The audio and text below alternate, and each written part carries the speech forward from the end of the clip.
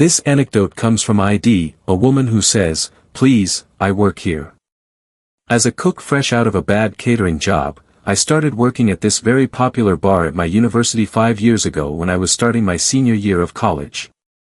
It was the start of the school year and, consequently, the start of the college football season, and I was thrilled because I had just turned 21 a week after I started there and I got free drinks. However, this is important because about 3 weeks later, our college had their first home game, and as usual, the entire university was in complete chaos due to traffic. When I mentioned that the bar was popular, there was a line of about 16 or 17 half-slouched college students waiting outside the door to get in while a bored-looking security guard took their IDs. And everyone and their mother were heading to the restaurants before the game before my shift started. Being new here, I had no idea what to anticipate on game day or how crowded it would be. The entire back lot, and thus the entire rear door, was closed off to serve as a party space and dance floor. Normally, I would utilize the back entry to get it to work. Thus, my only choice was the front entry. Just as I was about to enter through the front entrance, the guard abruptly stopped me. This woman had an attitude guard with a look and a persistent frown of someone who does not get paid enough to deal with sloshed college people all the time. "What do you think you are going to do to me?" "This is where I work. I work as a starting guard." "Well done, ma'am. Please get in line." "I am serious. Actually, I am a guard here. Do you have a badge or ID to verify it?" The fact that I did not even wear a uniform and that the cooks wore these shirts over their ordinary clothes is perhaps worth mentioning. Here, the ID guard is handed over. "Well, even though you are 21, I will not allow you bypass the line until you demonstrate your ability to work here, which is making me angry." "Let us see, guard, could you simply ask the manager or something to show it? Do you see this line? Students are becoming mad at me because I am not leaving, so if you want in, you will have to wait in line." Holding up the line, supposedly. I am getting frustrated since I am running out of options and cannot even get to work on time. I thought I was running late at that point, but it ended up being my saving grace. At that point, my manager phoned me. "Jackson EQ. Is it almost time for me to arrive? Security is preventing me from entering Jackson, even though I am here. Please give me a moment." After he ended the call and went outside, he scolded the guard for not even trying to ask him whether I was speaking the truth and for making me late. He then got me into the bar to begin working Jackson, and I had a nice chuckle about forcing Carter to leave for work.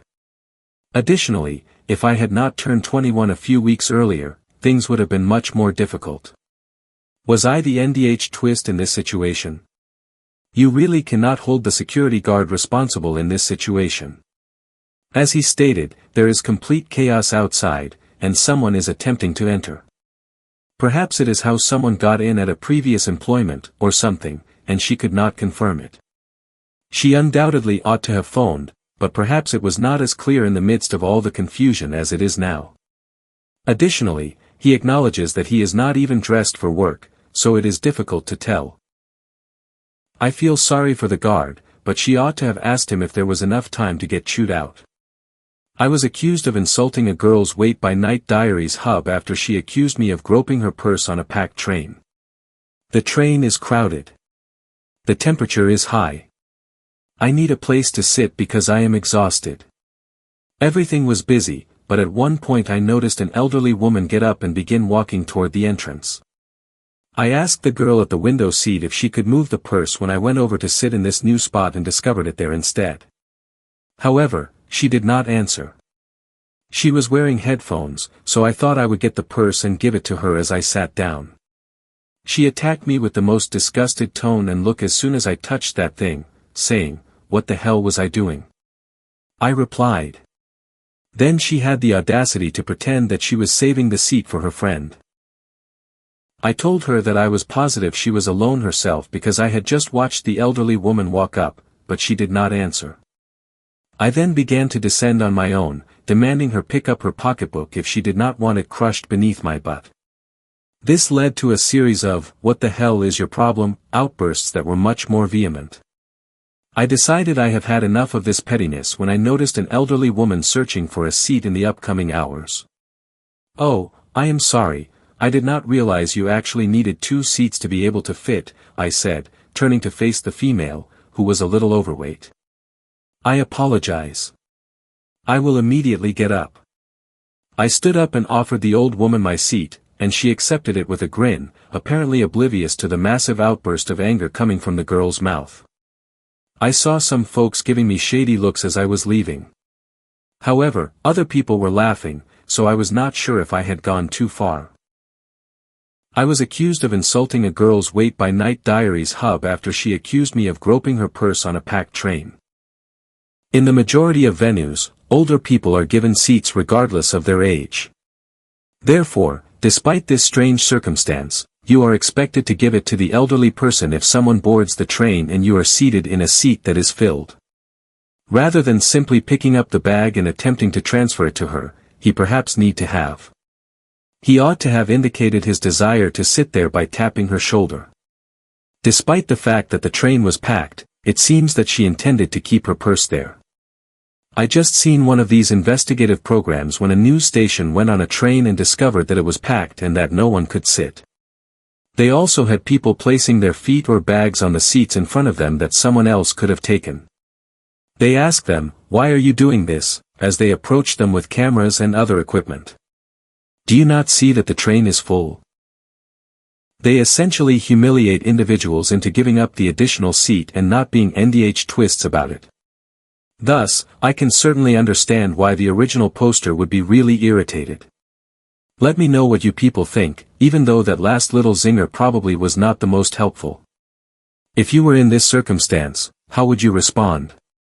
What makes it an NDH twist or not? Diaries Hub 4, permitting a llama to spit on 2 teens. This past weekend, 2 youngsters, a boyfriend and girlfriend, who are about 16 years old, were agitating a llama at the petting zoo where I work. They sort of laughed off my warning when I informed them, "You might want to cut that out, llama spits in self-defense." Even while I was aware that llama spit was far worse than they likely believed, I chose not to inform them of this. I assumed the llama would discipline them if they continued. It was a patient llama. It once issued them a warning spit, which is simply saliva, to which they exclaimed, laughed, and ignored it before continuing. The llama finally had enough and let off its characteristic green defensive spit. The girl was hit in the face by it. She fell to her knees, began to red itch, and then vomited. Her boyfriend fled in the direction of the building I was in while he was gagging. I even forbade them from using the petting zoo's sole restroom to wash up, which made matters worse for them. I simply locked the doors because it was a slow day. I forced them to leave the farm without cleaning up after telling them I did not want that stench inside. Diaries Hub, I was scolded by the girl's parents over the phone the next day, who said that was too severe. Perhaps it was. I wanted the lesson to stick, even though I knew that if you do not wash off llama spit straight away, the scent is embedded in your skin and is very difficult to get rid of. So, Diaries Hub for permitting a llama to spit on 2 teenagers. Who knew that llama spit was so vicious? I had never heard of this before. They received 2 warnings, as others have already mentioned. The first was a verbal caution, and the second was their saliva warning. It is also somewhat strange that they believed it was acceptable to continue doing whatever they were doing to annoy a llama after being spit on with the saliva warning. In the first place, who is tampering with llamas? Most likely, the llama is merely attempting to keep quiet. Locking the restroom doors was perhaps the worst mistake made, although I can see why you would not want that odor there, especially if it lingers for a long time. As the OP stated, I believe the mother complained primarily because her entire house stunk and her daughter was unable to remove the smell. Someone really raised the point that they had not learned their lesson if they had their parents phone and complain. She acknowledged that her kid was at fault, but claimed that this was too severe and that I ought to have warned her or allowed her to wash it off. She claimed that even after several showers, the stench seemed to be becoming worse over time. I had heard from others that llama spit can do this because it seeps into your skin and keeps rotting. I believe the primary cause of her anger was the odor. I informed her that once it has soaked in, there is really nothing she can do about it, and that I was not going to allow my bathroom smell so bad that her daughter would try to ignore my repeated warnings and not wash it off. How long does this really linger in your skin, I wonder? Tell me in the comments section below whether any of you have ever been spit on by a llama. Additionally, was there no water hose or water fountain nearby where they might have attempted to rinse it off before it became too deeply soaked? Perhaps the only accessible space was the restroom. However, how would you respond if you were in this circumstance, whether you were an NDH Twist or not? Using Night Diaries hub to give my sister my dog's photos? I will admit that I am a little NDH Twist, but listen to me. Since I will be spending Jacksunmas with my girlfriend's family this year, I spent the evening with my side of the family at my parents' place. Anyway, we started opening presents this morning. I should mention that my sister loves her kids, which is wonderful, and I really love my nephews. However, she gives me magnets, pictures, blankets, and pretty much anything she can put her children on. While it is nice, I do not have a shrine in my house for them, and I know this may sound self-centered, but I do not really want them either. They wind up in a drawer or something because 2 years ago she gave me a huge tapestry thing that had her children on it. Since it literally covered the entire wall, I did not want to hang it up. I also never spoke to her since I did not want to insult her and spoil Jacksunmas. I therefore had the brilliant idea to do the same thing at that point. I love my dog as a youngster, though, so I put him in a small tie and put his photo in a frame. Because my sister is fascinated with Starbucks, I thought I would gift it to her. I was not trying to be petty, though, so I also purchased her a $25 card. Her face falls when she opens it, and then she approaches me and asks, "What the F am I supposed to do with?" I stated the same thing about yours without giving it any thought. Putting it on your coffee table will look nice. To cut a long tale short. She became irate. With a few exceptions who found it amusing, my family is largely on my side. Although I do not entirely agree with the statement that dogs are not equivalent to people, it was not the gift's main purpose. I found it amusing, but I need objective feedback. Using Night Diaries hub to give my sister my dog's photos. The full-size tapestry is a little crazy. Having a picture of them that fills the entire wall seems a little odd at that stage, even if they were your own children. You might as well start collecting your children's statues made of brass. Simply place enormous blown-up images of your kids at the entrance to your home, and while you are doing it, grab some large posters to hang on the wall. Thus, you might gaze at pictures of them on the ceiling while you are resting in bed. Perhaps he should have started with the Starbucks gift card, as his sister might have been annoyed and thought, "This is all you got me is a picture of your dog." Even though she probably did not mean anything strange by it, it is strange. But tell me what you people would do in this scenario, whether it was an NDH twist or not. For advising my daughter to call off her marriage, Night Diaries hub. My daughter, 28, got engaged recently after dating her partner for 8 years. It was a small celebration with few visitors. He was designed for her, she tells me, and she always talks about how much she loves him and how he always listens to her. Since I thought he was a kind guy, I have agreed with her. He treated the family with kindness, humility, and respect at all times.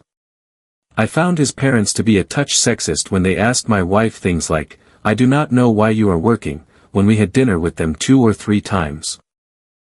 Is not the husband responsible for that? Now that they wanted to take it more seriously, the mother's role is to care for the children. They arranged to get married. Anyway, one day while we were preparing for the wedding, her boyfriend approached me and said, his parents want to talk to me. I was going to call my daughter as well, but he told me she was not allowed, so I went with him. His parents then began discussing a dowry, which confused me, and I replied that there was not one, and who even gives a dowry in 2020? But my daughter would be a stay-at-home wife, and the boyfriend and his parents began lecturing me about how important that was. I am not sure what this is because my daughter has always told me she wants to pursue her ambitions. In any case, they advised me to think about it and advised me to keep it a secret from my kid for the time being. But when I told my daughter about it right away, she broke down in tears and said she had no idea her boyfriend was so sexist. I informed her that she was not being coerced and that she could end her marriage if she did not want to when she inquired what she could do at this point. That is precisely what happened, and now her boyfriend and his parents are phoning me to complain that I stole his life partner, among other things. Additionally, several of her friends, many of whom were bridesmaids, called me a big NDH twist for ending what could have been a happy marriage, but my daughter's happiness is what counts. For advising my daughter to call off her marriage, Night Diaries Hub. This whole arrangement does not make sense if the daughter believes she will marry and pursue her aspirations, but the husband believes she will be a stay-at-home wife and will only make that revelation after the daughter has already married. Given that the girlfriend, the wife, does not seem to desire that at all, at least based on the parents' account, how can you be with someone for 8 years and not realize that is what the boyfriend would expect? I suppose the idea was to keep her in the marriage and then surprise her by telling her, by the way, you are going to be a stay-at-home wife now. In the end, it comes down to a circumstance that individuals frequently find themselves in, where they take away the other person's choice without the other person realizing it. This is because the girlfriend, who is the daughter in this case, is unaware that this is what it will be like. So, by keeping this knowledge from her until she is married, you are denying her the opportunity to say no, that she does not want this. How, therefore, was the parent unable to inform the daughter of that? Tell me what you would do as the parent in this scenario, whether you are an NDH twist or not, and why.